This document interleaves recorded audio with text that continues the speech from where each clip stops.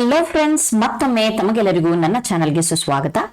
ಈ ದಿನ ನಾವು 7ನೇ ತರಗತಿಯ ಗಣಿತ ಪ್ರಕಾಶ ಹೊಸ ಟೆಕ್ಸ್ಟ್ ಬುಕ್ ಇಂದ 3ನೇ ಚಾಪ್ಟರ್ ಬಿಂದುವಿನ ಆಚೆಗೆ ಒಂದು ಇಣುಕು ನೋಟ ಈ ಒಂದು ಪಾಠದ ವಿವರಣೆ ಮತ್ತು ಅಭ್ಯಾಸವನ್ನ ನೋಡೋಣಂತೆ. ಫ್ರೆಂಡ್ಸ್, ಇಲ್ಲಿಯವರೆಗೆ ನೀವು ನಮ್ಮ ಚಾನೆಲ್ನ ಸಬ್ಸ್ಕ್ರೈಬ್ ಮಾಡಿಲ್ಲ ಅಂತಂದ್ರೆ ಪ್ಲೀಸ್ ಸಬ್ಸ್ಕ್ರೈಬ್ ಮಾಡಿ, ಲೈಕ್ ಮಾಡಿ, ಶೇರ್ ಮಾಡಿ. ಫ್ರೆಂಡ್ಸ್, ಇನ್ನೊಂದು ವಿಚಾರ ಏನಂತಂದ್ರೆ ಆಲ್ರೆಡಿ ಚಾಪ್ಟರ್ ನಂಬರ್ 1 ಮತ್ತೆ 2 ಆಲ್ರೆಡಿ ಚಾನೆಲ್ ಅಲ್ಲಿ ಅಪ್ಲೋಡ್ ಆಗಿದೆ. ಸೊ ಬೇಕು ಅಂತ ಅಂದ್ರೆ ನೀವು ನಮ್ಮ ಚಾನೆಲ್ಗೆ ಹೋಗಿ ಅಲ್ಲಿನ ಡಿಸ್ಕ್ರಿಪ್ಷನ್ ಬಾಕ್ಸ್ ಅಲ್ಲಿ ನೋಡಬಹುದು, ಪ್ಲೇ ಲಿಸ್ಟ್ ಅಲ್ಲಿ ನೋಡಬಹುದು. ಓಕೆ, ಬನ್ನಿ ಸ್ಟಾರ್ಟ್ ಮಾಡೋಣ. ಇವತ್ತಿನ ಪಾಠದ ಹೆಸರು ಬಿಂದುವಿನ ಆಚೆಗೆ ಒಂದು ಇಣುಕು ನೋಟ. ಏನಂತೆ ಇಲ್ಲಿ 3.1 ಅಲ್ಲಿ ಸಣ್ಣ ಮಾನಗಳ ಅಗತ್ಯತೆ, ಏನಕ್ಕೆ ನಮಗೆ ಸಣ್ಣ ಮಾನಗಳು ಬೇಕು ಅಂತ ಹೇಳ್ಬಿಟ್ಟು ಒಂದು ಸ್ಟೋರಿಯನ್ನ ಕೊಟ್ಟಿದ್ದಾರೆ. ಇಲ್ಲಿ ಸೋನುವಿನ ತಾಯಿ ಒಂದು ಆಟಿಕೆಯನ್ನ ಸಿದ್ಧಪಡಿಸಿದ್ಲು. ಅವಳು ಒಂದು ಸ್ಕ್ರೂ ಸಹಾಯದಿಂದ 2 ತುಂಡುಗಳನ್ನ ಜೋಡಿಸಲು ಪ್ರಯತ್ನಿಸ್ತಾ ಇದ್ಲಂತೆ. ಸೋನು ತನ್ನ ತಾಯಿಯನ್ನ ಬಹಳ ಕುತೂಹಲದಿಂದ ಗಮನಿಸ್ತಾ ಇದ್ನಂತೆ. ಅಷ್ಟೊತ್ತಿಗೆ ಅವನ ತಾಯಿಗೆ ತುಂಡುಗಳನ್ನ ಜೋಡಿಸಲು ಸಾಧ್ಯವಾಗಲಿಲ್ಲ. ಸೋನು ಏಕೆ ಎಂದು ಕೇಳಿದ ಅವನ ತಾಯಿ ಸ್ಕ್ರೂನ ಗಾತ್ರ ಸೂಕ್ತವಾಗಿಲ್ಲ, ಇಲ್ಲಿ ಸ್ಕ್ರೂ ಜೋಡಿಸ್ತಾ ಇದಾರಲ್ಲ, ಇಲ್ಲಿ ಸ್ಕ್ರೂನ ಒಂದು ಗಾತ್ರ ಸೂಕ್ತವಾಗಿಲ್ಲ ಅಂತ ಹೇಳಿದ. ಅವಳು ಪೆಟ್ಟಿಗೆಯಿಂದ ಬೇರೆ ಸ್ಕ್ರೂವನ್ನ ತಂದ್ಲು. ಆಗ ಆಟಿಕೆಯನ್ನ ಸಿದ್ಧಪಡಿಸಲು ಸಾಧ್ಯ ಆಯ್ತು. ಸೋನಿಗೆ 2 ಸ್ಕ್ರೂಗಳು ಒಂದೇ ರೀತಿ ಕಾಣ್ತಾ ಇತ್ತು. ಇಲ್ಲಿ ನೋಡ್ಬೋದು ನೀವು, ಇದರ ಲೆಂತ್ ಇದು ಸ್ವಲ್ಪ ದೊಡ್ಡದಿದೆ, ಇದು ಸ್ವಲ್ಪ ಚಿಕ್ಕದಿದೆ ಅಲ್ವಾ. ಸೊ ಆದ್ರೆ ಅವುಗಳನ್ನು ಹತ್ತಿರದಿಂದ ಗಮನಿಸಿದಾಗ ಅವುಗಳ ಉದ್ದ ಸ್ವಲ್ಪ ಮಟ್ಟಿಗೆ ವಿಭಿನ್ನವಾಗಿರುವುದು ತಿಳಿದಿತು. ಅಂತಂದ್ರೆ ಸ್ವಲ್ಪ ಸಹ ಚೇಂಜ್ ಆದ್ರೂ ಸಹ ನಾವು ಇಲ್ಲಿ ಚೇಂಜಸ್ ಅನ್ನ ನೋಡಬಹುದು. ಉದ್ದದಲ್ಲಿನ ಸಣ್ಣ ವ್ಯತ್ಯಾಸವು ಎಷ್ಟು ಮುಖ್ಯವಾಗಬಹುದು ಅನ್ನೋದನ್ನ ನೋಡಿ ಸೋನುವಿಗೆ ಆಸಕ್ತಿ ಉಂಟಾಯಿತು.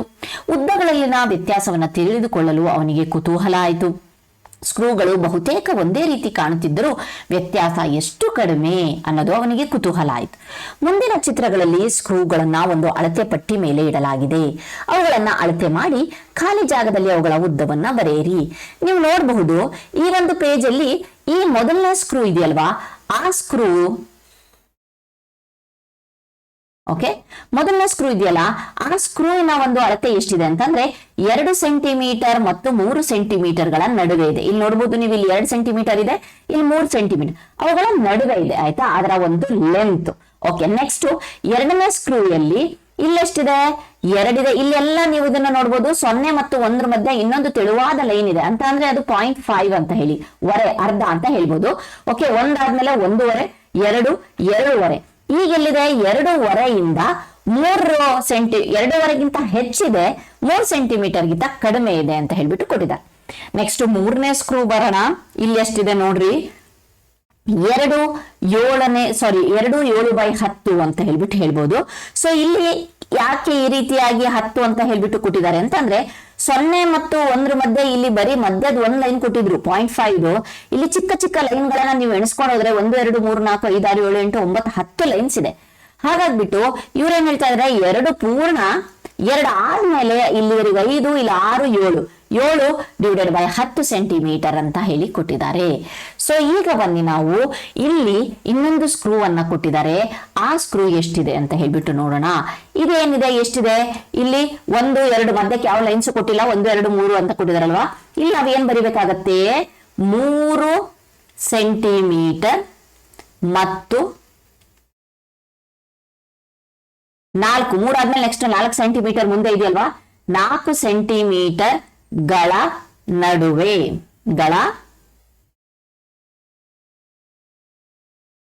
ನಡುವೆ. Okay, fine. 3 ಸೆಂಟಿಮೀಟರ್ ಮತ್ತು 4 ಸೆಂಟಿಮೀಟರ್ಗಳ ನಡುವೆ. ನೆಕ್ಸ್ಟ್ ಸ್ಕ್ರೂ ಬಂದಾಗ ಇಲ್ಲಿ ಹೇಳಿದ್ದೆ ನಾನು 0.5 ಅಂತ. ಇಲ್ಲಿ ಏನಿದೆ ಅಂತ ಅಂದ್ರೆ 3.5 ಇಲ್ಲಿದೆ, 0.5 ಇಲ್ಲಿ ನೀವು ನೋಡ್ಬೋದು ಈಗೆರೆ. ಓಕೆ, ಇಲ್ಲಿ 3.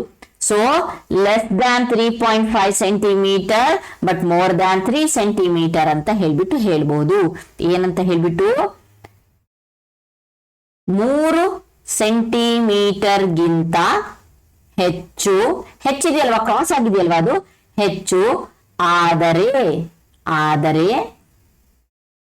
3.5 ಸೆಂಟಿಮೀಟರ್ ಗಿಂತ ಕಡಿಮೆ. 3.5 ಸೆಂಟಿಮೀಟರ್ ಎಲ್ಲಿದೆ ಅಂತ ಹೇಳಿ ನಿಮಗೆ ಕಾಣಿಸ್ತಾ ಇದೆ, ನಾನು ಲೈನ್ ಹಾಕಿದಿಲ್ವಾ ಆಲ್ರೆಡಿ, ಅಲ್ಲಿ ಮೆನ್ಷನ್ ಇದೆ. ಸೊ ಅಲ್ಲಿ ಅದೇ 3.5ಕ್ಕಿಂತ ಕಡಿಮೆ ಇದೆ. ಓಕೆ, ನೆಕ್ಸ್ಟ್ ನೋಡೋಣ ಈ ಪ್ರಕಾರವಾಗಿ ಬರಿಬೇಕಂತೆ. ಸೊ ಇಲ್ಲಿ ನೋಡೋಣ 3 ಕಂಪ್ಲೀಟ್ ಇದೆ, ಬರೆಯೋಣ 3 ಅಂತ ಹೇಳ್ಬಿಟ್ಟು ಬರ್ದು ಬಿಡೋಣ. ಇಲ್ಲಿ ನೀವು ನೋಡ್ಬೋದು 3 ಕಂಪ್ಲೀಟ್ ಇದೆ. ಅದಾದ್ಮೇಲೆ ಎಷ್ಟು ಲೈನ್ ಇದೆ? ಈ 10 ಲೈನ್ ಅಲ್ಲಿ 1ನೇ ಲೈನು 2ನೇ ಲೈನ್. ಸೊ ಅಂತ ಅಂದ್ರೆ 2/10 ಸೆಂಟಿಮೀಟರ್. ಸೆಂಟಿಮೀಟರ್ಗಳಲ್ಲೇ ಕೊಟ್ಟಿದ್ದಾರೆ, ಹಾಗಾಗಿ ಸೆಂಟಿಮೀಟರ್ ಅಂತ ಕೊಡು. ಓಕೆ, ನೆಕ್ಸ್ಟ್ ನೋಡೋಣ. ಹಾಗಾದ್ರೆ ಇಲ್ಲಿ ಒಂದು ಪ್ರಶ್ನೆ ಇದೆ.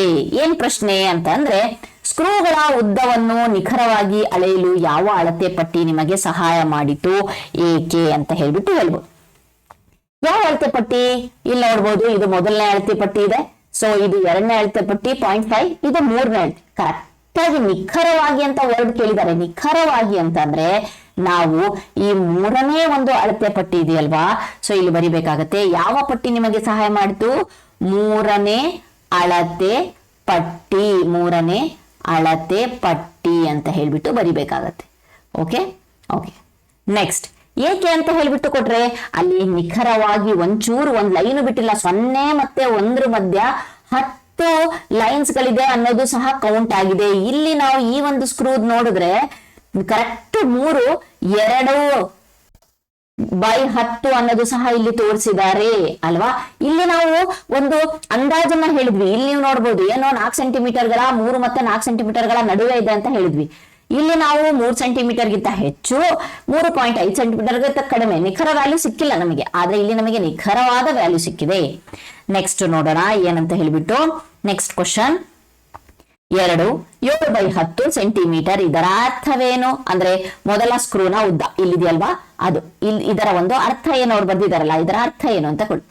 ಅಳತೆ ಪಟ್ಟಿಯನ್ನು ನೋಡಿದಂತೆ ಏನಿದೆ ಅಂತ ಅಂದ್ರೆ, ಅಳತೆ ಪಟ್ಟಿಯನ್ನ ನೋಡಿದಂತೆ 2 ಅನುಕ್ರಮ ಸಂಖ್ಯೆಗಳ ನಡುವಿನ ಏಕಮಾನ ಉದ್ದವನ್ನು ನಾವು 10 ಸಮಭಾಗಗಳಾಗಿ ವಿಂಗಡಿಸಲಾಗಿದೆ. ಇಲ್ಲಿ ನಾನು ಹೇಳಿದ್ನಲ್ವಾ, ಇಲ್ಲಿ 10 ಸಮಭಾಗಗಳು ಇದೆ. ಹಾಗಾಗಿ 2 ಕಂಪ್ಲೀಟ್ ಪೂರ್ಣ 7/10 ಸೆಂಟಿಮೀಟರ್ ಉದ್ದವನ್ನು ಪಡೆಯಲು ನಾವು 0ಯಿಂದ 2ಕ್ಕೆ ಹೋಗಿ 0ಯಿಂದ 2ವರೆಗೆ ಹೋಗ್ತೀವಿ. ನಂತರ 1/10ರ 7 ಭಾಗಗಳನ್ನ ತೆಗೆದುಕೊಳ್ತೇವೆ. ಇಲ್ಲಿ ನೋಡಬಹುದು 10ರಲ್ಲಿ 7 ಭಾಗಗಳನ್ನ ತೆಗೆದುಕೊಳ್ತೇವೆ. ಹಾಗಾಗ್ಬಿಟ್ಟು ಸ್ಕ್ರೂನ ಉದ್ದ 2 ಸೆಂಟಿಮೀಟರ್ ಮತ್ತು 7/10. ಅದೇ ರೀತಿ ನಾವು ಇಲ್ಲೂ ಸಹ ನೋಡಿದ್ವಿ. ಇಲ್ಲಿ ಎಕ್ಸಾಂಪಲ್ ಅಲ್ಲಿ ನೋಡಿದ್ವಲ್ವಾ, 3 ಕಂಪ್ಲೀಟ್ ಸೆಂಟಿಮೀಟರ್ ಅನ್ನ ತಗೊಂಡ್ಬಿಟ್ಟು ಅದಾದ್ಮೇಲೆ ನೆಕ್ಸ್ಟ್ 2 ಲೈನ್ಸ್ ಅನ್ನ ಕವರ್ ಮಾಡಿದೀವಿ 2/10 ಅಂತ ಹೇಳ್ಬಿಟ್ಟು. ಸೊ ಹಾಗಾದ್ರೆ ನಾವು ಇದನ್ನ ಓದೋದು ಯಾವ ರೀತಿಯಾಗಿ ಅಂತ ಹೇಳೋಣ. ನಾವು 7/10 ಅನ್ನ ನಾವು 2 ಕಂಪ್ಲೀಟ್ ಅಲ್ವಾ, 2 ಮತ್ತು 10ನೇ 7 ಸೆಂಟಿಮೀಟರ್ಗಳು, 10ನೇ 7 ಭಿನ್ನರಾಶಿಯನ್ನು ಓದ್ತೀವಲ್ವಾ, 10ನೇ 7 ಸೆಂಟಿಮೀಟರ್ಗಳು ಮತ್ತು 3 10ನೇ 2 ಸೆಂಟಿಮೀಟರ್ನ ಯಾವ ರೀತಿಯಾಗಿ ಇಲ್ಲಿ ನೋಡಬಹುದು, 3 10ನೇ 2 ಸೆಂಟಿಮೀಟರ್ಗಳು, 3 ಮತ್ತು ಅಂತ ಹೇಳ್ಬೇಕು. ಓಕೆ, 3 ಮತ್ತು 10ನೇ 2 ಸೆಂಟಿಮೀಟರ್ಗಳು ಅಂತ ಹೇಳ್ಬಿಟ್ಟು ಓದ್ತೇವೆ. ನೆಕ್ಸ್ಟ್ ನೋಡೋಣ, ಸ್ಕ್ರೂಗಳನ್ನ ಅಳೆಯಲು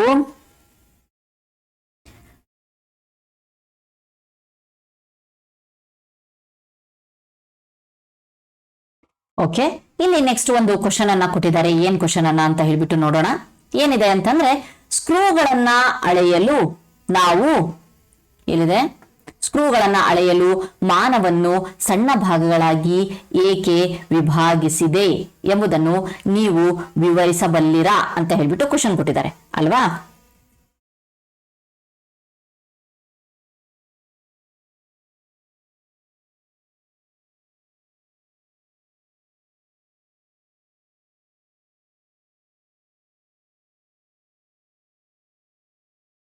ಓಕೆ, ಈ ಕ್ವಶನ್ ಅನ್ನ ಕೇಳ್ಬೇಕು ಅಂದ್ರೆ, ಸ್ಕ್ರೂಗಳನ್ನ ಅಳೆಯಲು ಮಾನವನ್ನ ಸಣ್ಣ ಭಾಗಗಳಾಗಿ ಏಕೆ ವಿಭಾಗಿಸಿದೆ. ಇಲ್ಲಿ ಮಾನಗಳನ್ನ ಸಣ್ಣ ಭಾಗಗಳಾಗಿ ವಿಭಾಗಿಸಿದಾರಲ್ವಾ, ಯಾಕೆ ಅಂತಂದ್ರೆ ಇಲ್ಲಿ ನಾವು ಹಾಗೆ ಹೇಳ್ಬೇಕಾಗತ್ತೆ. ಏನಂತ, ಸ್ಕ್ರೂಗಳ ಉದ್ದ ನಿಖರವಾದ ಪೂರ್ಣ ಸೆಂಟಿಮೀಟರ್ಗಳಲ್ಲಿಲ್ಲ. ಸ್ಕ್ರೂಗಳು ಕರೆಕ್ಟ್ ಆಗಿ 3 ಸೆಂಟಿಮೀಟರು ಅಥವಾ 4 ಸೆಂಟಿಮೀಟರು ಅಥವಾ 5 ಸೆಂಟಿಮೀಟರ್ ಅಂತ ಇದೆಯಾ?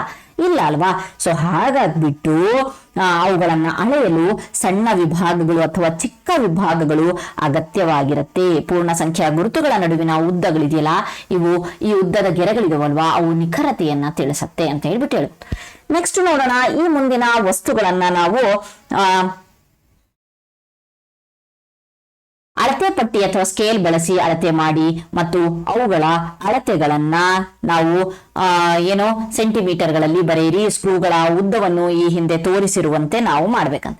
ಸೊ ಸದ್ಯಕ್ಕೆ ನಾನೇನ್ ಮಾಡಿದೀನಿ, ಇಲ್ಲಿ ಕೊಟ್ಟಿದಾರಲ್ವಾ, ಸೊ ಈ ಕೊಟ್ಟಿರೋದ್ರನ್ನ ನಾವೇನ್ ಮಾಡ್ತೀವಿ, ಪೆನ್ನು. ಸೊ ಎಲ್ಲಿದೆ ಪೆನ್ನು? ಫಸ್ಟ್ ಅವ್ರು ಕೊಟ್ಟಿದ್ದಾರೆ ಪೆನ್ ಅಂತ ಹೇಳ್ಬಿಟ್ಟು ಕೊಟ್ಟಿದ್ದಾರೆ. ಸೊ ಬನ್ನಿ ಪೆನ್ನಿನ ಉದ್ದವನ್ನ ನೋಡೋಣ. ಎಲ್ಲಿದೆ?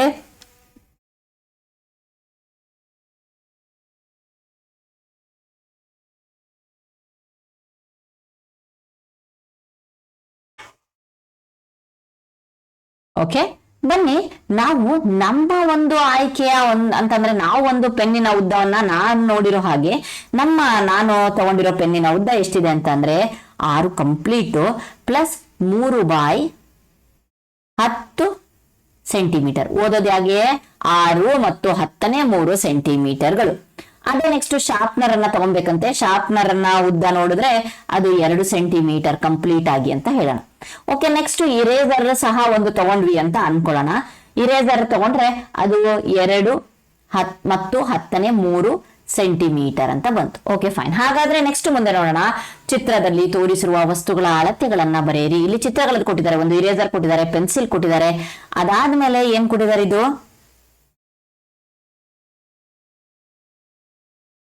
ಚಾಕ್ ಪೀಸ್ ತುಂಡ್ ಅನ್ಸ್ತಾ ಇದೆ ಅಲ್ವಾ? ಸೊ ಅದನ್ನ ನೋಡೋಣ. ಚಿಕ್ಕ ಅಳತೆಯ ಮಾನಗಳನ್ನ ಅವ್ರು ಆಲ್ರೆಡಿ ಕೊಟ್ಟಿದ್ದಾರೆ, ಇಲ್ಲಿ ಸ್ಕೇಲ್ ಅನ್ನ ಕೊಟ್ಟಿದ್ದಾರೆ, ನಾವು ಅದನ್ನ ಬರಿಬೇಕಂತೆ. 2 ಕಂಪ್ಲೀಟ್ ಆಗಿದೆ. ಸೊ ಅದಾದ್ಮೇಲೆ ಎಷ್ಟಿದೆ? 1 2 3 4 ಇದೆ. 10ನೇ 4, 2 ಮತ್ತು 10ನೇ 4 ಸೆಂಟಿಮೀಟರ್ಗಳು. ಓಕೆ, ನೆಕ್ಸ್ಟ್ ಇಲ್ಲಿ ಪೆನ್ಸಿಲ್ ನೋಡಬಹುದು. 4 ಕರೆಕ್ಟ್ 5ಕ್ಕೆ ಗೆರೆ ಇದೆಯಲ್ವಾ? ಸೊ 10ನೇ 4 ಮತ್ತು 10ನೇ 5 ಸೆಂಟಿಮೀಟರ್ ಬರಿಬೇಕು. ನೆಕ್ಸ್ಟ್ ಇಲ್ಲಿ ನೋಡೋಣ. ಇದು ಸೊ ಇಲ್ಲಿ ಕರೆಕ್ಟ್ 1, ಇಲ್ಲೂ ಸಹ 4 ಭಾಗಗಳಿಗೆ ರೆಡ್ ಮಾರ್ಕ್ ಹಾಕಿದ್ದಾರೆ. ಸೊ 4 ಮತ್ತು 10ನೇ 4 ಸೆಂಟಿಮೀಟರ್. Okay fine. ನೆಕ್ಸ್ಟ್ ಮುಂದಕ್ಕೆ ಹೋಗೋಣ. ಇಲ್ಲೇನಿದೆ ಅಂತ ಹೇಳಿ 3.2 ಬಂದ್ವಿ ನಾವು. ಇಲ್ಲಿ 10ನೇ 1 ಭಾಗ. ಸೊ 10ನೇ 1 ಭಾಗ ಅಂತ ಅಂದ್ರೆ ಏನು ಅನ್ನೋದನ್ನ ಇಲ್ಲಿ ಎಕ್ಸ್ಪ್ಲೇನ್ ಮಾಡ್ತಾ ಇದ್ದಾರೆ. ಸೊ ಇಲ್ಲಿ ನೋಡ್ಬೋದು ಪೆನ್ಸಿಲ್ ನ ಉದ್ದ ನೀವು ನೋಡಬಹುದು 3 ಕಂಪ್ಲೀಟ್ ಆಗಿದೆ. ಅದ್ರ ಜೊತೆಗೆ ಇಲ್ಲಿ 4 ಭಾಗಗಳನ್ನ ತಗೊಂಡು 10ನೇ 4 ಅಂತ ಹೇಳ್ಬಿಟ್ಟು ಮಾಡಿದಾರಲ್ವಾ? ಸೊ ಇದನ್ನ ನಾವು 3 ಮಾನಗಳು ಅಂತ ಹೇಳ್ಬಿಟ್ಟು, ಕಂಪ್ಲೀಟ್ ಆಗಿರುವಂತ 3 ಮಾನಗಳು ಅಂತ ಹೇಳ್ಬಿಟ್ಟು 10ನೇ 4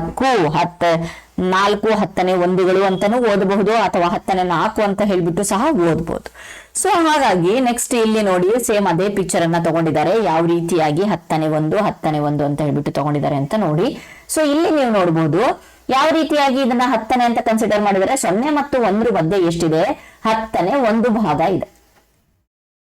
ಓಕೆ, ಇಂಟು ಎಷ್ಟಿದೆ ಇಲ್ಲಿ ಅಂತ ಅಂದ್ರೆ ಎಷ್ಟಿದೆ ಒಳಗಡೆ ಲೈನ್ಸ್ ಗಳು ಅಂತ ಅಂದ್ರೆ 1 2 3 4 5 6 7 8 9 10 ಇದೆ.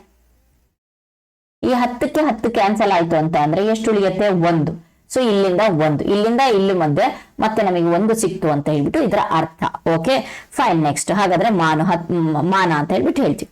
ಇದನ್ನ ನಾವು 34 10ನೇ 1 ಮಾನಗಳಿಗೆ ಸಮವಾಗಿರುತ್ತೆ. ಏಕೆಂದ್ರೆ 10ನೇ 1ಗಳ ಮಾನಗಳು ಒಂದು ಮಾನವನ್ನ ರೂಪಿಸುತ್ತೆ. ಸೊ ಹಾಗಾಗ್ಬಿಟ್ಟು ನಾವು ಯಾವ ರೀತಿಯಾಗಿ 34ನ ತಗೊಂತೀವಿ ಅಂತ ಅಂದ್ರೆ, ಸಿಂಪಲ್ ಆಗಿ ಹೇಳ್ಬೇಕು ಅಂತ ಅಂದ್ರೆ ಇಲ್ಲಿ ಎಷ್ಟಿದೆ? 34 ಇದೆ. 34 ಇದೆ ಅಂತ ಅಂದ್ರೆ ಅವರೇ ಕೊಟ್ಟಿದ್ದಾರೆ. ಸೊ ಯಾವ ರೀತಿಯಾಗಿ ಬರಿಬಹುದು? 3 ಯೂನಿಟ್ಸ್ ಅಂತ ಹೇಳ್ಬಿಟ್ಟು ಬರಿಬಹುದು ಅಲ್ವಾ? ಹೇಗೆ? ಇಲ್ಲಿ ಬರಿತೀನಿ ನೋಡ್ರಿ. ಸೊ 34ರಲ್ಲಿ 30 ಇದೆ. ಅದಾದ್ಮೇಲೆ ನೆಕ್ಸ್ಟ್ 4 ಇದೆ. ಟೋಟಲ್ ಎಷ್ಟಾಯ್ತು? 34 ಆಯ್ತಲ್ವಾ? ಸೊ 30 ಇದೆ. ಕಂಪ್ಲೀಟ್ ಆಗಿ ಎಷ್ಟಿದೆ? 30 ಇದೆ. ಸೊ 30ಕ್ಕೆ ನಾವು 3 ಯೂನಿಟ್ ಅಂತ ಹೇಳ್ಬಿಟ್ಟು ಹೇಳ್ಬಹುದು ಅಲ್ವಾ? ನೆಕ್ಸ್ಟ್ 34 10 10 ಇಲ್ಲೂ ಅವ್ರು ಅದೇ ರೀತಿಯಾಗಿ ಹೇಳಿದ್ದಾರೆ 10/10. ಯಾಕೆ ಅಂತಂದ್ರೆ 10ನ 10 ಹೊಡೆದ್ರೆ 1, ಇದು 1, ಇದು 1, ಕಂಪ್ಲೀಟ್ ಆಗಿ 3 ಯೂನಿಟ್ ಸಿಕ್ತು. ನೆಕ್ಸ್ಟ್ ಉಳಿದಿದ್ದು 10ನೇ 4, 34 10ನೇ 1ಗಳು ಅಂತ ಹೇಳ್ಬಿಡ್ತು. ಅದನ್ನೇ ಇಲ್ಲಿ ಬರೆದಿದ್ದಾರೆ ಅಲ್ವಾ? 3 ಮತ್ತು 4 10ನೇ 1ಗಳು, 3 ಮತ್ತು 4 10ನೇ 1ಗಳು ಅಂತ ಹೇಳಿದ್ರು ಸಹ ತಪ್ಪೇನಲ್ಲ. ಓಕೆ, ನೆಕ್ಸ್ಟ್ ನೋಡೋಣ. ಭಿನ್ನಾಂಶ ಘಟಕಗಳನ್ನ ಹೊಂದಿರುವ ಕೆಲವು ಸಂಖ್ಯೆಗಳನ್ನ ಮತ್ತು ಅವುಗಳನ್ನ ಹೇಗೆ ಓದುವುದು ಅಂತ ಹೇಳ್ಬಿಟ್ಟು ಕೊಟ್ಟಿದ್ದಾರೆ. 4 ಮತ್ತು 10ನೇ 1 ಇದು ಅಲ್ವಾ? ಆದ್ರೆ ಇದನ್ನ ನೋಡಿ, 4 10ನೇ 1ಗಳು, ಅಥವಾ ನಾವು ಭಿನ್ನರಾಶಿಯಲ್ಲಿ ಓದಿದೀವಿ ಆಲ್ರೆಡಿ 10ನೇ 4. ಹಾಗಾದ್ರೆ ಇದು ಮತ್ತೆ ಇದು ಒಂದೇನಾ? ಇಲ್ಲ, ಇದು ಮತ್ತೆ ಇದು ಒಂದೇ ಅಲ್ಲ. ಸೊ ಹಾಗಾಗ್ಬಿಟ್ಟು ನಾವು ಓದ್ತಿರುವಾಗ ಕರೆಕ್ಟ್ ಆಗಿ ಓದ್ಬೇಕಾಗತ್ತೆ. 4 ಮತ್ತು 10ನೇ 1 ಅಂತ ಓದ್ಬೇಕು. ನೆಕ್ಸ್ಟ್ ಇನ್ನೊಂದು ಎಕ್ಸಾಂಪಲ್ ಕೊಟ್ರೆ 2 10ನೇ 2 ಮತ್ತು 10ನೇ 3 ಅಂತ ಓದ್ಬೇಕಾಗತ್ತೆ. ಸೊ ಇದಂತೂ ಭಿನ್ನರಾಶಿ ಫ್ರಾಕ್ಷನ್ ರೂಪದಲ್ಲಿದೆ, 10ನೇ 4 ಅಂತ ಓದ್ತೀವಿ. ನೆಕ್ಸ್ಟ್ ಇದನ್ನ ನಾವು 10ನೇ 49 ಅಂತ ಓದ್ತೀವಿ. ಬಟ್ ಇದನ್ನ 41 ಮತ್ತು 10ನೇ 1 ಅಂತ ಹೇಳ್ಬಿಟ್ಟು ಇದನ್ನು ಮತ್ತೆ ಇದನ್ನು ಸಹ ಡಿಫ್ರೆಂಟ್ ಇದೆ ಬಹಳ. ಸೊ ಎರಡು ಸೇಮ್ ವ್ಯಾಲ್ಯೂ ಇಲ್ಲ. ಓಕೆ, ಓದೋದು ಚೇಂಜು, ವ್ಯಾಲ್ಯೂನು ಚೇಂಜು, ಎರಡು ಸೇಮ್ ಅನ್ಕೊಂಬೇಡಿ. Okay fine. ನೆಕ್ಸ್ಟ್ ಕೆಳ ಮುಂದೆ ತೋರಿಸಿರುವ ವಸ್ತುಗಳ ಉದ್ದಗಳನ್ನ 2 ವಿಧಗಳಲ್ಲಿ ಬರೆಯಿರಿ, ಅವುಗಳನ್ನು ಗಟ್ಟಿಯಾಗಿ ಓದಿ ಅಂತ ಹೇಳ್ಬಿಟ್ಟು ಕೊಟ್ಟಿದ್ದಾರೆ. ಸೊ ಗಟ್ಟಿಯಾಗಿ ಓದ್ಬೇಕಂತೆ, 2 ವಿಧಗಳಲ್ಲಿ ಬರಿಬೇಕಂತೆ. ಸೊ ಬನ್ನಿ ನೋಡೋಣ ಏನು ಅಂತ ಹೇಳ್ಬಿಟ್ಟು ಹೇಳ್ತಿದ್ದಾರೆ. USB ಕೇಬಲ್ ನ ಉದ್ದ 4 ಮತ್ತು 10ನೇ 8 ಮಾನಗಳು ಅಥವಾ 48. 10ನೇ 48 ಅಂತ ಹೇಳಿದ್ರೆ ನಾವು ಆಲ್ರೆಡಿ ಮುಂಚೆನೆ ಕಲ್ತಿದ್ವಿ ಏನಂತ ಹೇಳ್ಬಿಟ್ಟು 4 10ನೇ 8 ಅಲ್ವಾ. ಸೊ ಇದು ಯಾವ ರೀತಿಯಾಗಿದೆ? ಮಿಶ್ರ ಭಿನ್ನ ರಾಶಿಯಲ್ಲಿದೆ ಅಲ್ವಾ. ಸೊ ಅದಕ್ಕೋಸ್ಕರ ನಾವು ಇದನ್ನ ಯಾವ ರೀತಿಯಾಗಿ ತರಬೇಕು? ವಿಷಮ ಭಿನ್ನ ರಾಶಿಗೆ ತರಬೇಕು ಅಲ್ವಾ. ಸೊ ತರಬೇಕು ಅಂತಂದ್ರೆ ರೂಲ್ಸ್ ಏನಿದೆ? ಕೆಳಗಡೆ ಗುಣಿಸಿ ಮೇಲೆ ಕೂಡಿಸ್ಬೇಕಾಗುತ್ತೆ. 4 40 40 ಪ್ಲಸ್ 8 48 ಕೆಳಗಡೆ ಛೇದ 10 ಹಾಗೆ ಇರುತ್ತೆ. ಇದು ನಾವು ಭಿನ್ನರಾಶಿಯಲ್ಲಿ ಕಲ್ತಿದ್ವಿ ಯಾವ ರೀತಿಯಾಗಿ ನಾವು ಮಿಶ್ರ ಭಿನ್ನ ರಾಶಿಯನ್ನ ನಾವು ವಿಷಮಕ್ಕೆ ತರೋದು. ಸೊ ಮತ್ತೊಂದು ಎಕ್ಸಾಂಪಲ್ ಬೇಕು ಅಂತಂದ್ರೆ ಇಲ್ಲಿ ಎಕ್ಸಾಮ್ ಮಾಡ್ತೀನಿ. ಸೊ 3 10ನೇ 4. ಸೊ ಫಸ್ಟ್ ಕೆಳಗಡೆ ಇಲ್ಲಿ ಮಲ್ಟಿಪ್ಲೈ ಮಾಡ್ಬೇಕು, ಗುಣಿಸ್ಬೇಕು, ಬಂದಿದ್ದ ಉತ್ತರವನ್ನ ನಾವು ಕೂಡಿಸ್ಬೇಕು. ಓಕೆ, 3 10 30 34 34. ಸೊ ಕರೆಕ್ಟ್ ಆಗಿ ಅರ್ಥ ಮಾಡ್ಕೊಳ್ಳಿ. ನೆಕ್ಸ್ಟ್ ಎಲ್ಲ ಇದು ವೆರಿ ಇಂಪಾರ್ಟೆಂಟ್ ಬೇಕಾಗತ್ತೆ. ಓಕೆ ಫೈನ್, ಈ ರೀತಿಯಾಗಿ ಬಂತು. ಓಕೆ, ಅದನ್ನೇ ಅಲ್ಲಿ ಬರ್ದಿರೋದು. ಸೊ ಈಗ ಬರೋಣ ನಾವು ಏನಂತ ಹೇಳ್ಬಿಟ್ಟು USB ಅವರೇ ಕೊಟ್ಟಿದ್ದಾರೆ. ಏನಂತ ಹೇಳ್ಬಿಟ್ಟು 4 5 ಆದ್ಮೇಲೆ 6 7 8 ಇದೆಯಲ್ವಾ, 10ನೇ 8. ಓಕೆ, ಸೊ ಇದನ್ನ ನಾವು ಯಾವ ರೀತಿಯಾಗಿ ಹೇಳ್ತೇವೆ ಅಂತ ಹೇಳ್ಬಿಟ್ಟು ಅವರು ಆಲ್ರೆಡಿ ಕೊಟ್ಟಿದ್ದಾರೆ. ನೆಕ್ಸ್ಟ್ ಬರೋಣ ಇಲ್ಲಿ ಕೈದು ಬೆರಳು. ಸೊ ಒಂದು ಕಿರು ಬೆರಳನ್ನ ತಗೊಂಡಿದ್ದಾರೆ. ಸೊ ಅದನ್ನ ನಾವು ಯಾವ ರೀತಿಯಾಗಿ ಬರಿಬಹುದು ಅಂತ ಅಂದ್ರೆ 1 ಮತ್ತು ಎಷ್ಟಿದೆ? 1 2 3 ಇದೆಯಲ್ವಾ, 10ನೇ 3 ಇದು 1. ಓಕೆ, ನೆಕ್ಸ್ಟ್ ಇನ್ನೊಂದು ಮೆಥಡು 1 10ನೇ 3 ಈಗ ನಾನು ಅಲ್ಲಿ ಮಾಡಿದ್ನಲ್ವಾ ಮಿಶ್ರ ಭಿನ್ನ ರಾಶಿಯನ್ನ ತಗೊಂಡ್ಬರೋದು. 10 1 10 3 13 10ನೇ 13. ಅವ್ರು ಹೇಳಿದ್ರು 2 ಬೇರೆ ಬೇರೆ ರೀತಿಯಲ್ಲಿ ತೋರಿಸಿ ಅಂತ. ಇದೊಂದಾಯ್ತು, ಇದೊಂದಾಯ್ತು. Okay fine. ನೆಕ್ಸ್ಟ್ ಬರೋಣ, ಇಲ್ಲಿಗೆ ಬರೋಣ. ಇದೇನಿದೆ? ಸೊ ಇಲ್ಲಿಗೆ ಬಂದಾಗ ಇಲ್ಲಿ ನೋಡೋಣ. ಫಸ್ಟ್ ಮೆಥಡ್ ಏನಿದೆ? 2 ಮತ್ತು ಎಷ್ಟಿದೆ? 5 ಆಯ್ತು, 6 7 8 ಇದೆ ಅಲ್ವಾ. 8ಕ್ಕೆ ನಿಂತ್ಕೊಂಡಿದೆ. 10ನೇ 8 ಅಂತ ಹೇಳಿ ಬರಿಬಹುದು, ಮೊದಲನೇ ಮೆಥಡ್. ಓಕೆ, ಎ ಅನ್ಬೋದು. ಬಿ ಮೆಥಡಿಗೆ ಬಂದಾಗ ಇದೇ 2 10ನೇ 8 ನಾವು ಯಾವ ರೀತಿಯಾಗಿ ಬರೆಯೋಣ? 2 10 10 20 1 28 ಮೇಲೆ ಕೆಳಗಡೆ 10 ಹಾಗೆ ಇರುತ್ತೆ. ಓಕೆ, ನೆಕ್ಸ್ಟ್ ಎಲೆಗೆ ಬರೋಣ. ಎಲೆಯಲ್ಲಿ ಏನಿದೆಯಪ್ಪ ಅಂತ ಅಂದ್ರೆ ಎಲೆಯಲ್ಲಿ ಮೊದಲನೇ ಮೆಥಡ್ ಏನಿದೆ ಅಂತ ಅಂದ್ರೆ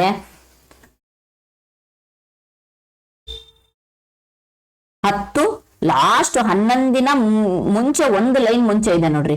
10 ಮತ್ತು 10ನೇ 9. ಸೊ ಇದು ಎ ಮೊದಲನೇ ಮೆಥಡ್. ಇನ್ನೊಂದು ಮೆಥಡ್ 10 10ನೇ 9 ನಾವೇನ್ ಮಾಡಿದ್ವಿ? 10 10 100 1 9 109 ಕೆಳಗಡೆ 10. Okay fine. ಹಾಗಾದ್ರೆ ನೆಕ್ಸ್ಟ್ ಅರ್ಥ ಆಯ್ತು ಅನ್ಕೊಂಡಿದೀನಿ. ನೆಕ್ಸ್ಟ್ ಈ ಉದ್ದಗಳನ್ನ ಏರಿಕೆಯ ಕ್ರಮದಲ್ಲಿ ಬರೆಯಿರಿ ಅಂತ ಹೇಳ್ಬಿಟ್ಟು ಹೇಳಿದ್ರು.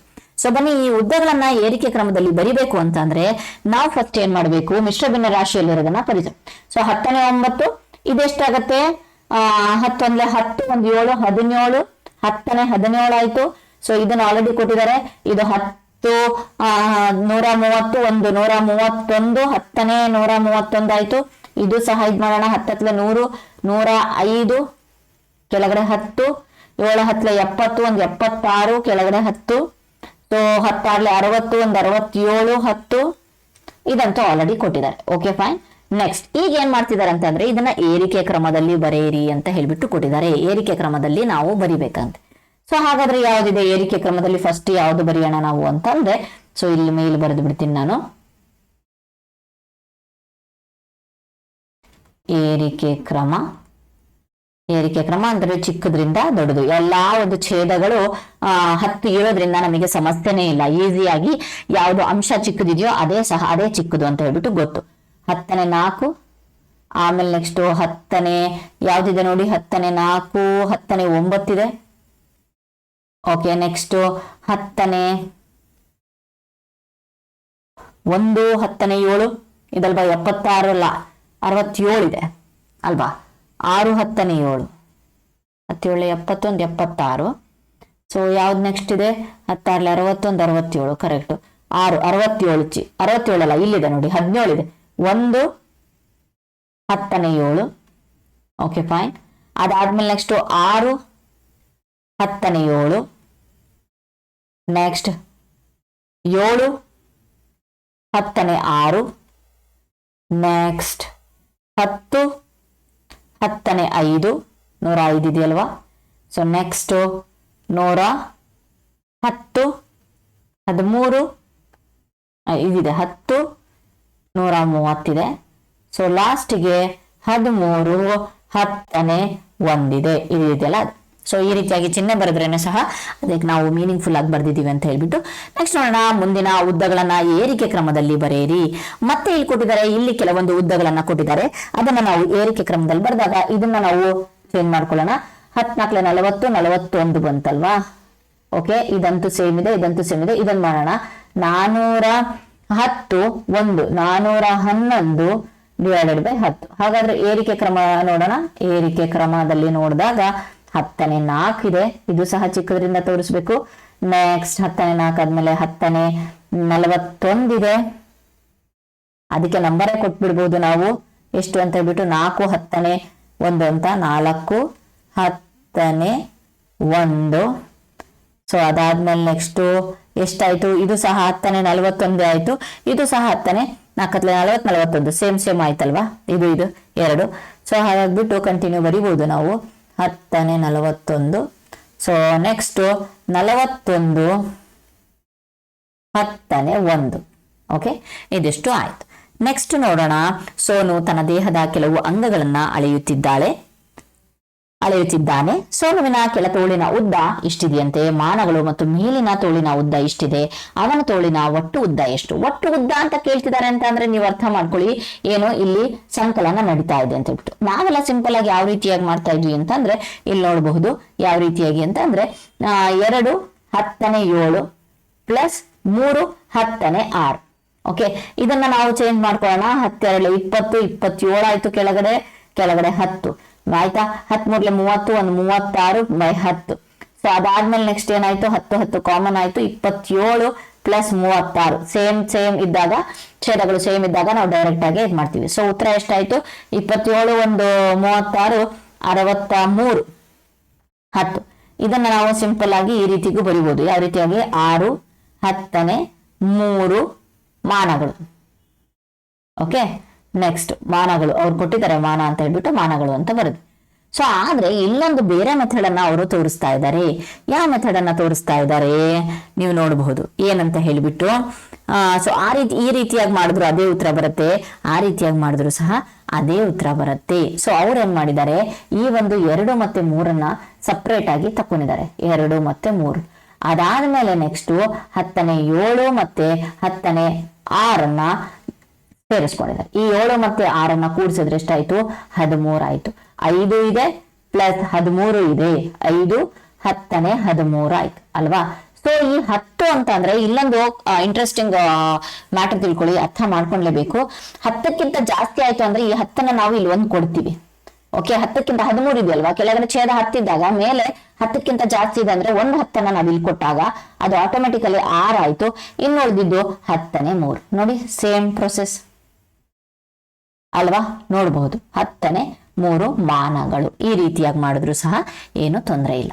ನೆಕ್ಸ್ಟ್ ಸೊ ಅದನ್ನೇ ಇಲ್ಲಿ ಎಕ್ಸ್ಪ್ಲೈನ್ ಮಾಡ್ಕೊಂಡು ಹೋಗಿದ್ದಾರೆ, ನೋಡಬಹುದು ನೀವು. ಇಲ್ಲಿ ನೋಡಿ 10ನೇ 3 ಅನ್ನೋದು 13ನ್ನ 10ನೇ 10 ಅಂತ ಹೇಳ್ಬಿಟ್ಟು ಬೈಫರ್ಗೆಟ್ ಮಾಡಿ ಇಲ್ಲಿ ಅಂತ ಅಂದ್ರೆ 1 ಅಂತ ಹೇಳಿ 1 ಸೇರಿಸ್ಬಿಟ್ಟು ನಾನು ಬಾಯಿಂದ ಹೇಳಿದೆ, ಅವ್ರು ಇಲ್ಲಿ ಏನ್ ಮಾಡಿದಾರಪ್ಪ ಅಂತಂದ್ರೆ ಇಲ್ಲಿ ತೋರಿಸಿದ್ದಾರೆ. ಒಂದು ಹೇಗ್ ಬಂತು ಅಂದ್ರೆ 10ನೇ 10 ಅಂತ ಹೇಳಿ ತೋರಿಸಿದ್ದಾರೆ. ಓಕೆ, ಇನ್ನೊಂದು ಮೆಥಡ್ ಸಹ ಕೊಟ್ಟಿದ್ದಾರೆ. ಯಾವ ರೀತಿಯಾಗಿ 2 10ನೇ 7, 3 10ನೇ 2 3 5 ಮತ್ತೆ 10ನೇ 13 ಮತ್ತೆ ಈ ಒಂದು ಹೋಯ್ತು 6, ಇನ್ನು ಉಳಿದಿದ್ದು 10ನೇ 3. ಈ ರೀತಿಯಾಗಿ ಸಹ ಮಾಡಬಹುದು. ಸೊ ನೆಕ್ಸ್ಟ್ ಕ್ವಶನ್ ಅನ್ನ ನೋಡೋಣ ಏನಂತ ಹೇಳಿ. 27 10ನೇ 1ಗಳು 35. ಸೊ ಡೈರೆಕ್ಟ್ ಆಗಿ ನಾವು ಮಾಡಿದ್ವಲ್ಲ ಆ ಮೆಥಡ್ ಸಹ ಇಲ್ಲಿದೆ. Okay fine. ನೆಕ್ಸ್ಟ್,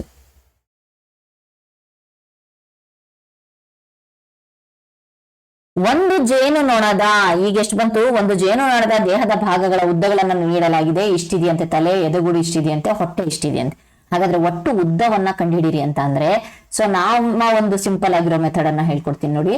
2 10ನೇ 3 ಒಟ್ಟು ಉದ್ದ ಅಂತ ಅಂದ್ರೆ ಕೂಡಿಸಬೇಕು. 5 10ನೇ 4 ಪ್ಲಸ್ 7 10ನೇ 5. ಓಕೆ, ಇವನ್ನೆಲ್ಲವನ್ನು ಸಹ ನಾವು ವಿಷಮ ಭಿನ್ನರಾಶಿಗೆ ತರೋಣ. 10ರಲ್ಲಿ 20 ಒಂದು 23 ಕೆಳಗಡೆ 10 ಪ್ಲಸ್ 10 50 ಒಂದು 4 54 ಡಿವೈಡೆಡ್ ಬೈ 10 ಪ್ಲಸ್ 17 70 ಒಂದು 75 ಡಿವೈಡೆಡ್ ಬೈ 10. ಅದಾದ್ಮೇಲೆ ಛೇದಗಳು ಎಲ್ಲವೂ ಸಮ ಇರೋದ್ರಿಂದ ಸೊ ಏನಾಯ್ತು, 54 ಲಾಸ ಎಲ್ಲ ಸೇಮ್ ಬರುತ್ತೆ, 10 ಬರುತ್ತೆ. ಹಾಗಾಗ್ಬಿಟ್ಟು ಸೊ ಕೆಳಗಡೆ 10. Okay fine. ಇದನ್ನೆಲ್ಲ ಕೂಡಿಸಿದಾಗ ಎಷ್ಟು ಬರುತ್ತೆ, 152 ಬರುತ್ತೆ. ಸೊ 10. ಸೊ 152ರಲ್ಲಿ ನಾವು ಯಾವ ರೀತಿಯಾಗಿ ಬರಿತೀವಿ ಇದನ್ನ ಅಂತ ಅಂದ್ರೆ, 10ರ ಒಂದು ಇದಕ್ ಬೇಕಲ್ವಾ, 15 ಅಂತ ಬರೆದು ಬಿಟ್ಟು ಉಳಿದಿದ್ದು 2 ಮಾನಗಳು. Okay fine. ಈ ರೀತಿಯಾಗಿ ಬರೆದ್ರೆ ಆಯ್ತು. ಸೊ ನೆಕ್ಸ್ಟ್ ನೋಡೋಣ ಯಾವುದು ಅಂತ ಹೇಳಿ. ಸೊ ಈಗ ಕೈ ಕೊಟ್ಟಿದ್ದಾರೆ. ಏನೋ ಚಿತ್ರದಲ್ಲಿ ತೋರಿಸುವಂತೆ ಶೈಲಜಾ ಅವರ ಕೈಯ ಉದ್ದ ಇಷ್ಟಿದೆಯಂತೆ. ಸೊ ಅವರ ಅಂಗೈ ಇಷ್ಟಿದೆಯಂತೆ. ಸೊ ಅತಿ ಉದ್ದವಾದ ಮಧ್ಯದ ಬೆರಳು ಅಂತಂದ್ರೆ ನಾವು ಎಲ್ಲಿಂದ ನೋಡ್ಬೇಕು, ಉದ್ದ ಹೈಟು ಇದಿಷ್ಟು ನೋಡ್ಬೇಕು ಅಷ್ಟೇ. ಅಂಗೈನ ಮಧ್ಯದ ಬೆರಳಿದೆಯಲ್ವಾ ಅದರ ಒಂದು ಹೈಟ್ ಅನ್ನ ನೋಡ್ಬೇಕು. ಸೊ ಹೈಟ್ ನೋಡ್ಬೇಕಂತ ಅಂದ್ರೆ ಏನ್ ಮಾಡ್ಬೇಕು, ಇದ್ರೊಳಗಡೆ ಇದನ್ನ ಕಳಿಬೇಕು ಅಲ್ವಾ. ಡೈರೆಕ್ಟ್ ಆಗಿ ಯಾವ ರೀತಿಯಾಗಿ ಕಳಿಯೋದು ಅಂತ ಹೇಳ್ಬಿಟ್ಟು ಇದೇ ಸೇಮ್ ಪ್ರೊಸೆಸ್ ನೋಡಿ. ಇಲ್ಲಿ 4 ಮೈನಸ್ 6 10ನೇ 7. Okay fine. ಇದು ನಮ್ಮ ಮೆಥಡ್ ಅನ್ನ ತೋರಿಸ್ತಾ ಇರೋದು. ಇದನ್ನ ನಾವು ವಾಪಸ್ ತಗೊಂಡ್ಬರೋಣ ವಿಷಮಕ್ಕೆ. 10 12 ಹತ್ಲೆ 120 ಒಂದು 424 ಡಿವೈಡೆಡ್ ಬೈ 10 ಮೈನಸ್ 10 60 67 ಆಯ್ತು 10. ಸೊ ಇದಾದ್ಮೇಲೆ ನೆಕ್ಸ್ಟ್ ಸೇಮ್ ಇದೆ ಛೇದ. ಹಾಗಾಗ್ಬಿಟ್ಟು ಡೈರೆಕ್ಟ್ ಆಗಿ 124 ಮೈನಸ್ 67 ಮಾಡ್ತೀವಿ. 124 ಮೈನಸ್ 67 ಅಂತಂದ್ರೆ ಎಷ್ಟಾಗತ್ತೆ, 57 ಉಳಿಯುತ್ತೆ ಡಿವೈಡೆಡ್ ಬೈ 10. ಇದನ್ನ ಇನ್ನೊಂದು ರೀತಿಯಲ್ಲೂ ಬರೀಬಹುದು. 5 ಪೂರ್ಣ ಮತ್ತು 10ನೇ 7 ಮಾನಗಳು. ಓಕೆ, ಇವ್ರು ಇಲ್ಲಿ ಬೇರೆ ಮೆಥಡ್ ಇನ್ನೊಂದು ಮೆಥಡ್ ಕೊಟ್ಟಿದ್ದಾರೆ. ಅಲ್ಲಿ ಬೆಲೆ ಅವಾಗ್ಲೇ ನೋಡಿದ್ವಲ್ಲ ಅದೇ ರೀತಿ 12 ಮತ್ತೆ 10. ಸೊ ಇದನ್ನ ಏನ್ ಮಾಡಿದ್ದಾರೆ, ಬೈಫರ್ಗೇಟ್ ಮಾಡಿದ್ದಾರೆ. 12 ಪೂರ್ಣ ಪ್ಲಸ್ 10ನೇ 4 ಮೈನಸ್ 6. ಈ ಒಂದು ಮೈನಸ್ ಅನ್ನ, ಈ ಒಂದು ಮೈನಸ್ ಮಧ್ಯೆ ಇರೋದ್ರಿಂದ ಬ್ರಾಕೆಟ್ ಅನ್ನ 2ನೇ ಪಾಠದಲ್ಲಿ ಅಂಕಗಣಿತದ ಉಕ್ತಿಯಲ್ಲಿ ಬ್ರಾಕೆಟ್ ಅನ್ನ ಯಾವ ರೀತಿಯಾಗಿ ಗುಣಿಸೋದು ನೋಡಿದ್ವಿ. Minus plus minus 6 minus plus minus 10ನೇ 7. ಸೊ ಇವೆರಡನ್ನ ಸಹ ಒಂದು ಗುಂಪನ್ನ ಮಾಡಿದ್ರು, 10 ಮೈನಸ್ 6. ಅದಾದ್ಮೇಲೆ ಇವೆರಡನ್ನು ಸಹ ಒಂದು ಗುಂಪನ್ನ ಮಾಡಿದ್ರು. ಸೊ 12ರಲ್ಲಿ 6 ಹೋದ್ರೆ 6 10ನೇ 7 ಆಯ್ತು. ಸೊ ಈಗ 10ನೇ 6 ಒಂದೇ ಉಳಿದ್ ಬಿಡ್ತೀವಲ್ವಾ. ಸೊ ಹಾಗಾಗ್ಬಿಟ್ಟು ನಾವ್ ಏನ್ ಮಾಡಿದ್ವಿ ಅಂತ ಅಂದ್ರೆ 5 ಪ್ಲಸ್ 1 ಮಾಡಿದ್ವಿ. ಯಾಕೆ ಅಂತ ಅಂದ್ರೆ 1 ಅಂತ ಅಂದ್ರೆ 10/10 ನಾವು 1 ಅಂತ ಮಾಡ್ತೀವಲ್ವಾ. ಸೊ 10/10 ಕೊಟ್ರೆ ಇಲ್ಲಿ ನಾವು ಈಸಿಯಾಗಿ ಕಳೆಯೋ ಲೆಕ್ಕವನ್ನ ಮಾಡಬಹುದು. ಅದಕ್ಕೋಸ್ಕರ 1 ಕೊಟ್ಟಿರೋದು. ಡೈರೆಕ್ಟ್ ಆಗಿ 6 ಇಡ್ಬೋದು ಅಂತ ಹೇಳ್ಬೋದು. ಆದ್ರೆ ಇವನ್ ಸಿಂಗಲ್ ಆಗಿ ಉಳಿದು ಬಿಡ್ತಾರಲ್ಲ. ಹಾಗಾಗಿ ಈಗ 10ನೇ 10 ಸೇಮ್ ಇದ್ದಾಗ 10ರಲ್ಲಿ 3 ಕಳೆದ್ರೆ 7 ಆಯ್ತು. 5 10ನೇ 7. ಸೊ ಎಲ್ಲಕ್ಕಿಂತ ಬೆಟರ್ ಈ ಒಂದು ಮೆಥಡ್ ಅನ್ಸುತ್ತೆ. ಸೊ ಇದನ್ನು ಸಹ ಲಾಜಿಕಲಿ ಮಾಡಬಹುದು, ಏನು ಸಮಸ್ಯೆ ಇಲ್ಲ. ಸೊ ಇದನ್ನು ಸಹ ಮಾಡಬಹುದು ಅಥವಾ ಇದನ್ನು ಮಾಡಬಹುದು, ಅಥವಾ 3ನೇ ಮೆಥಡ್ ಸಹ ನಿಮಗೆ ಫೆಮಿಲಿಯರ್ ಆಗಿದೆ, ಅದನ್ನು ಸಹ ಮಾಡಬಹುದು. Okay fine. ನೆಕ್ಸ್ಟ್ ನೋಡೋಣ. 2 ಉದ್ದಗಳನ್ನ 10ನೇ 1 ಭಾಗಕ್ಕೆ ಪರಿವರ್ತಿಸುವ ಮೂಲಕ ವ್ಯತ್ಯಾಸವನ್ನ ಲೆಕ್ಕ ಹಾಕಲು ಪ್ರಯತ್ನಿಸಿ.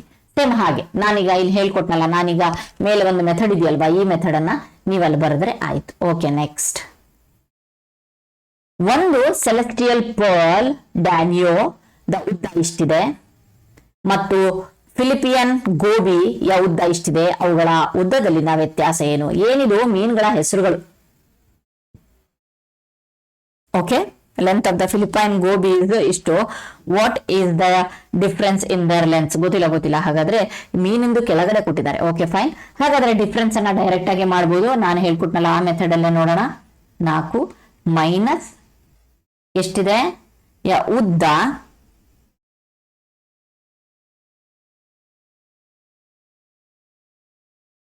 ಹತ್ತನೇ 9. ಓಕೆ, ಇಲ್ಲೇ ಇದೆ 10ನೇ 9. ಸೊ ಡೈರೆಕ್ಟ್ ಆಗಿ ಇದನ್ನ ತಗೊಂಬರೋಣ. ಎಷ್ಟಂತ ಹೇಳಿ ಬರುತ್ತೆ ಇದು ಅಂತ ಅಂದ್ರೆ ಸೊ ಇದೆಷ್ಟಿದೆ, 2 ಇದೆ, ಸಾರಿ ಇಲ್ಲಿ 2 ಬರುತ್ತೆ ಅಷ್ಟೇ. 2 10 4 10 20 4 24 ಡಿವೈಡೆಡ್ ಬೈ, ಸೊ ಇಲ್ಲಿ ಬರೆದು ಬಿಡ್ತೀನಿ.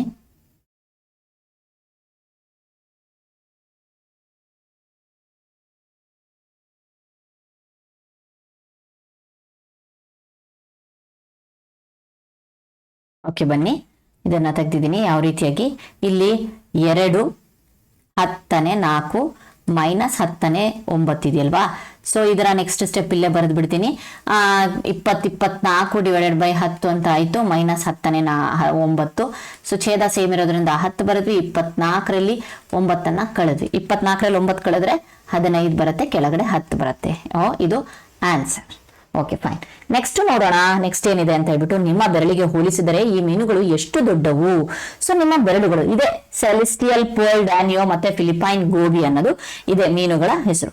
ಹಾಗಾದ್ರೆ ನೆಕ್ಸ್ಟ್ ಯಾವ ರೀತಿಯಾಗಿ ಬಂತು ಅಂತಂದ್ರೆ, ಸೊ ನಾವಿನ್ನ ನಿಮ್ಮ ಒಂದು ಬೆರಳುಗಳನ್ನ ಇಟ್ಟು ನೀವು ಮಾಡ್ಬೇಕಂತೆ. ಸೊ ನಿಮ್ಮ ಬೆರಳುಗಳ ಒಂದು ಮೆಜರ್ಮೆಂಟ್ ಅನ್ನ ಇಲ್ಲಿಂದ ಇಲ್ಲಿವರೆಗೆ ಇಟ್ಟು ಆ ಒಂದು ಅಳತೆಯನ್ನ ನೀವು ಸ್ಕೇಲ್ ನಲ್ಲಿ ನೋಡ್ಬಿಟ್ಟು ನೀವು ಇದಕ್ಕೆ ಮತ್ತೆ ಇದಕ್ಕೆ ಆನ್ಸರ್ ಮಾಡ್ಬೇಕಾಗತ್ತೆ. Okay, fine. ಸೊ ನೆಕ್ಸ್ಟ್ ನೋಡೋಣ. ಕೊಟ್ಟಿರುವ ಸಂಖ್ಯೆಗಳ ಕ್ರಮವನ್ನ ಗಮನಿಸಿ, ಪ್ರತಿ ಪದದ ನಂತರದ ಬದಲಾವಣೆಯನ್ನ ಗುರುತಿಸಿ. ಸೊ ಏನು 6ನೇ ಕ್ಲಾಸಲ್ಲಿ ವಿನ್ಯಾಸಗಳನ್ನ ನೋಡಿದ್ವಲ್ವಾ, ಅದಕ್ಕೆ ರಿಲೇಟೆಡ್ ಆಗಿದೆ. ಸೊ ಮೊದಲನೇದಾಗಿ ನೋಡಿ, 4 ಇದೆ, 4 10 3 ಇದೆ, ನೆಕ್ಸ್ಟ್ 4 10 6 ಇದೆ ಅಲ್ವಾ. ಸೊ ಈಗ ಏನ್ ಮಾಡ್ತಾ ಇದೀವಿ ಅಂತ ಅಂದ್ರೆ, ನಾವು 4 ನೆಕ್ಸ್ಟ್ ಯಾವ್ದು ಬರುತ್ತೆ, ಇಲ್ಲಿ 3 ಇದೆ, ಇಲ್ಲಿ 6 ಇದೆ. ಸೊ ಫಸ್ಟ್ ಡಿಫ್ರೆನ್ಸ್ ಒಂದು, ಇಲ್ಲಿ ಏನು ಇಲ್ಲ ಅಂತಂದ್ರೆ 3 ನೆಕ್ಸ್ಟ್ 6 ಇದೆ ಅಲ್ವಾ. ಸೊ ಹಾಗಾಗ್ಬಿಟ್ಟು 4 4 ಅಂತೂ ಕಾಮನ್ ಇದೆ, 4 ಬರ್ದೆ. ಸೊ ಅದಾದ್ಮೇಲೆ ನೆಕ್ಸ್ಟ್ 10 9 ಬರ್ದೆ, 6 ಆದ್ಮೇಲೆ 9. ಅದಾದ್ಮೇಲೆ ನೆಕ್ಸ್ಟ್ ಇನ್ನೊಂದು ನಂಬರ್ ಬರುತ್ತೆ, ಅದನ್ನ ಇಲ್ಲಿ ಬರೆದು ತೋರಿಸ್ತೀನಿ ನಿಮಗೆ. ನೆಕ್ಸ್ಟ್ ನಂಬರ್ ಯಾವ್ದು ಬರುತ್ತೆ, 9 ಆದ್ಮೇಲೆ 10 11 12 ಬರುತ್ತೆ. 4 10 12. ಓಕೆ, ಆದ್ರೆ ನಾನು ಅವಾಗ್ಲೇ ಹೇಳಿದ್ದೆ ಏನಂತ ಹೇಳ್ಬಿಟ್ಟು, 10ಕ್ಕಿಂತ ಜಾಸ್ತಿ ಇತ್ತು ಅಂತ ಅಂದ್ರೆ ಇದು ಒಂದ್ ಇಲ್ಲಿಗೆ ಹೋಗತ್ತೆ ಅಲ್ವಾ. 10 ಹೋಯ್ತು ಅಂತ ಅಂದ್ರೆ ಕಮಾನ್ ಎಷ್ಟು ಬಂತು, 4 ಅನ್ನೋದು 5 ಆಯ್ತು, 10 2. ಓಕೆ, ಮತ್ತಿದಕ್ಕೆ ಮತ್ತೆ ನಾವು ಜಾಸ್ತಿ ಸೇರಿಸಿದ್ವಿ ಅಂತ ಅಂದ್ರೆ ಎಷ್ಟು, 3 ಸೇರಿಸಿದ್ವಿ ಅಂತ ಅಂದ್ರೆ ಎಷ್ಟಾಯ್ತು, ಒಂದ್ ನಿಮಿಷ, 5 10 5. Okay, fine. ನೆಕ್ಸ್ಟ್ ಅದೇ 5ಕ್ಕೆ ಮತ್ತೆ ನೆಕ್ಸ್ಟ್ 3 ಸೇರಿಸೋಣ. 5 10 5 3 8. ಓಕೆ, 3 ಕೊಟ್ಟಿದ್ದಾರೆ. ಸೊ ಅದನ್ನು ಕಂಟಿನ್ಯೂ ಮಾಡಬೇಕು ಅಂತಂದ್ರೆ ನೆಕ್ಸ್ಟ್ ಏನಾಗತ್ತಪ್ಪ ಅಂತ ಅಂದ್ರೆ, 5 10 8 ಇದ್ದಿದ್ದು 8ಕ್ಕೆ ಮತ್ತೆ 3 ಸೇರಿಸಿದಾಗ 11 ಆಯ್ತು. 11ರಿಂದ ಮತ್ತೆ ಇದು ಮಾಡ್ಬಿಟ್ಟು 6 10 1 ಆಗತ್ತೆ. ಓಕೆ, ಫೈನ್, ಅರ್ಥ ಆಗಿದೆ ಅನ್ಕೊಂಡಿದೀನಿ. ನೆಕ್ಸ್ಟ್ ನಂಬರ್ ನೋಡೋಣ. 8 10 2, 8 10 7, 9 10 2. ಇಲ್ಲಿ ಏನಾಗಿದೆ ಅಂತ ಅಂದ್ರೆ, ಸೊ ಎಷ್ಟೆಷ್ಟು ಜಾಸ್ತಿ ಆಗಿದೆ ಅಂತ ಅಂದ್ರೆ 5 5 ಜಾಸ್ತಿ ಆಗ್ತಾ ಇದೆ ನೋಡ್ಬೋದು ನೀವು ಅಲ್ವಾ. ಎಷ್ಟು, 5 5. ಓಕೆ, ಮಾಡೋಣ. 8 10 2, 8 10 7. ಓಕೆ, ನೆಕ್ಸ್ಟ್ ಅದಾದ್ಮೇಲೆ ನೆಕ್ಸ್ಟ್ ಇಲ್ಲಿ ಯಾವ ರೀತಿಯಾಗಿ 9ಕ್ಕೆ ಶಿಫ್ಟ್ ಆಯ್ತು ಅಂತಂದ್ರೆ, ಇಲ್ಲಿ ನೋಡ್ಬೋದು 8 10 7 ಆದ್ಮೇಲೆ ಎಷ್ಟಾಯ್ತು, 8 9 10 11 12 ಅಲ್ವಾ. 8 10 12 ಬರಿಬೇಕಾಗಿತ್ತು. ಯಾಕೆ 9 10 2 ಅಂದಾಗ ನಾನು ಹೇಳಿದೆ ಛೇದ 10 ಇದೆ, ಮೇಲೂ ಸಹ 10ಕ್ಕಿಂತ ಜಾಸ್ತಿ ಬಂತು ಅಂತಂದ್ರೆ ಒಂದು ಶಿಫ್ಟ್ ಆಗತ್ತೆ. ಇವನು 9 ಆಗ್ತಾನೆ, ಇಲ್ಲೆಷ್ಟು ಉಳಿತು, 10 2 ಆಗತ್ತೆ, ಸೇಮ್ ಅದೇ. ಸೊ ಅದಕ್ಕೋಸ್ಕರ ಇಲ್ಲಿ ಈ ರೀತಿಯಾಗಿ ಕೊಟ್ಟಿದ್ದಾರೆ. ಸೊ ನೆಕ್ಸ್ಟ್ ನೋಡೋಣ, ಮತ್ತೆ 5 ಜಾಸ್ತಿ ಮಾಡೋಣ. 9 10 7. Okay, fine. ನೆಕ್ಸ್ಟ್ ಎಷ್ಟಾಯ್ತು, 10 10 2. ಸೊ ನೀವು ಮಾಡ್ಕೊಂಡು ಹೋಗಿ, ಈಸಿಯಾಗಿ ಸಿಗತ್ತೆ. 10 10 7, ಲಾಸ್ಟಿಗೆ 11 10 2. Okay, fine. ನೆಕ್ಸ್ಟ್ ಬರೋಣ. ಇಲ್ಲಿ 7 10 2 ಇದೆ, ಇಲ್ಲಿ 8 10 7 ಇದೆ.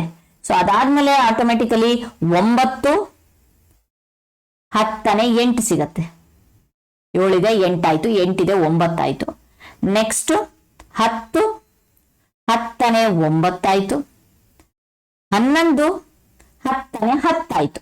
ಸೊ 11 10 10 ಅಂತ ಅಂದ್ರೆ ಇಲ್ಲಿ ನೋಡ್ರಿ, ಇಲ್ಲಿ ಬರಿತೀನಿ. 11 10 10 ಅಂದಾಗ ಇದು ಹೋಯ್ತು, ಒಂದು ಪೂರ್ಣಾಂಕ ಸಿಕ್ತು. ಈ ಪೂರ್ಣಾಂಕ ಇದ್ರಗಳ ಆಡ್ ಆದ ತಕ್ಷಣ ಅದೆಷ್ಟಾಯ್ತು, 12 ಆಯ್ತು. ಅದಕ್ಕೋಸ್ಕರ ಇಲ್ಲ ನಾನು 12 ಬರಿತಾ ಇದ್ದೀನಿ.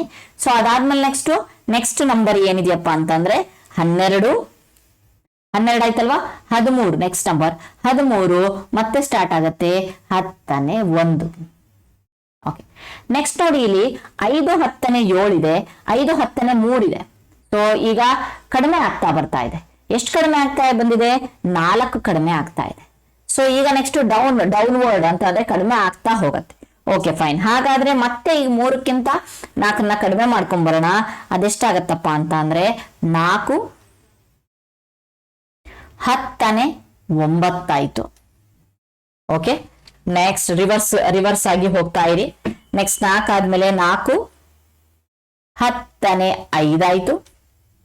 ಈಗ ಮತ್ತೆ 5ರಲ್ಲಿ 4 ಕಳೆದ್ರೆ 4 10ನೇ 1 ಆಯ್ತು. ಓಕೆ, ಈಗ ಮತ್ತೆ ಡೈರೆಕ್ಷನ್ ವಾಪಸ್ ಹೋಗ್ತಾ ಇರ್ಬೇಕಲ್ವಾ. 3 10ನೇ 7. ಹೇಗೆ 4 10ನೇ 1 ಆದ್ಮೇಲೆ 1ಕ್ಕಿಂತ 4 ನಾವು ಬ್ಯಾಕ್ ಹೋದ್ವಿ ಅಂತ ಅಂದ್ರೆ ಎಷ್ಟಾಯ್ತು? 10 9 8 7. ಅದೇ 7. ಇಲ್ಲಿ ಒಂದು ಕಡಿಮೆ ಆಗ್ತಾ ಇದೆಯಲ್ಲ, ಬ್ಯಾಕ್ ಆಗ್ತಾ ಇದೆಯಲ್ವಾ. ಸೊ ಬ್ಯಾಕ್ ಆಗಿದ್ದಕ್ಕೆ ನಾವು 3 ಬರ್ದ್ವಿ. ಓಕೆ, ನೆಕ್ಸ್ಟ್ ನೋಡೋಣ. 13 10ನೇ 5, 13 12 10ನೇ 5.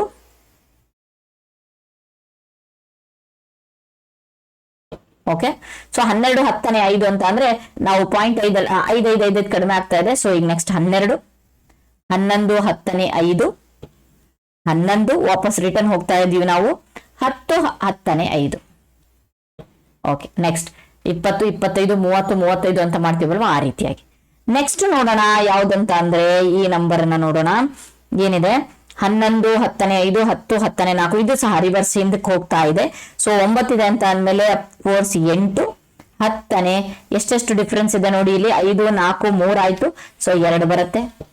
ಸೊ ನೆಕ್ಸ್ಟ್ 7 10ನೇ 1 ಆಯ್ತು. ನೆಕ್ಸ್ಟ್ 6, ಸೊ ರಿವರ್ಸ್ ಅಲ್ಲ, ಸೊ ಹಾಗಾಗ್ಬಿಟ್ಟು 6 ಆಯ್ತು. 6 ಆದ್ಮೇಲೆ ನೆಕ್ಸ್ಟ್ ಯಾವ ನಂಬರ್ ಬರುತ್ತೆ? 5 ರಿವರ್ಸ್ ಮತ್ತೆ 5 10ನೇ 9. ಫೈನ್. Okay fine. ನೆಕ್ಸ್ಟ್ ನೋಡೋಣ. ಸೊ 100ನೇ 1 ಭಾಗನ ನಾವು ನೆಕ್ಸ್ಟ್ ವಿಡಿಯೋದಲ್ಲಿ ಸಾಲ್ವ್ ಮಾಡೋಣಂತೆ. Thank you friends. ಇಲ್ಲಿಯವರೆಗೆ ಚಾನಲ್ನ ಸಬ್ಸ್ಕ್ರೈಬ್ ಮಾಡಿಲ್ಲ ಅಂತಂದ್ರೆ ಪ್ಲೀಸ್ ಸಬ್ಸ್ಕ್ರೈಬ್ ಮಾಡಿ, ಲೈಕ್ ಮಾಡಿ, ಶೇರ್ ಮಾಡಿ. Thank you so much.